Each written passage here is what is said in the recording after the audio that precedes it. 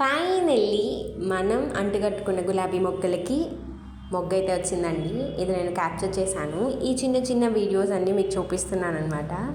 ఇదిగోండి మొగ్గ కొంచెం విచులుతున్నప్పుడుది ఈ వీడియో. నేను చెప్పాను కదా, మనం ఎప్పుడు సక్సెస్ అవుతాము అంటే మనం తయారు చేసిన మొక్కకి పువ్వు వచ్చినప్పుడు మాత్రమే మనం చేసింది కరెక్ట్ అనండి. అండ్ ఈరోజు ఈ వీడియో మన మొక్క మొదట్లో ఇలా పందికొక్కు గారు తవ్వేశారు. మొక్క అంతా కదిలిపోయిందండి, బట్ ఇట్స్ ఓకే, స్ట్రాంగ్గానే ఉంది. పువ్వు అయితే విచిలిందండి, కాకపోతే గుబురుగా అయితే లేదు, చిన్నగానే ఉంది. మరి బలం ఎక్కువ లేదేమో, అందుకని ఇలా ఉందనుకుంటా. దీని ఒరిజినల్ ప్లాంట్ ఎలా ఉందో కూడా మీకు చూపిస్తాను.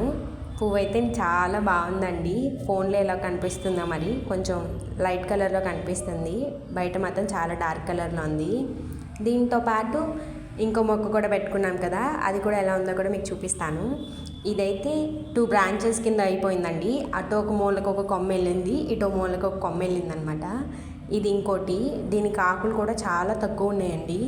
మరి ఇది ఎప్పటికి చిగురు వస్తుందో, పువ్వులు ఎప్పుడు వస్తాయో నేను కూడా వెయిట్ చేస్తున్నాను. చిగురు అయితే రెడ్ కలర్లో వస్తుంది ఇప్పుడిప్పుడే, కానీ ఇది డౌట్గానే ఉంది, చూడాలి. పువ్వు పూస్తే ఖచ్చితంగా పెడతాను. 2 ఒకసారి పూలు వస్తాయేమని అనుకున్నానండి, కాకపోతే ఒకటి వచ్చింది, ఒకటి రాలేదు. ఇది ఒరిజినల్ ప్లాంట్ అనమాట. దీని నుంచే మనం ఇప్పుడు 2 మొక్కలు తయారు చేసుకున్నాము. దీనికి కూడా ఒక పువ్వు వచ్చి ఎండిపోతుంది. ఈ మొక్క అయితే ఇలా ఉందండి. ఇంకా మీలో ఎవరైనా కానీ గులాబీ మొక్క నుంచి అంటుకట్టుకోవాలంటే మన ఛానల్లో ఉంది, వెళ్ళి చూసేయండి. చాలా ఈజీగా మొక్క డిస్టర్బెన్స్ కాకుండా మొక్క అయితే మనం పెట్టుకోవచ్చు. Thank you for watching.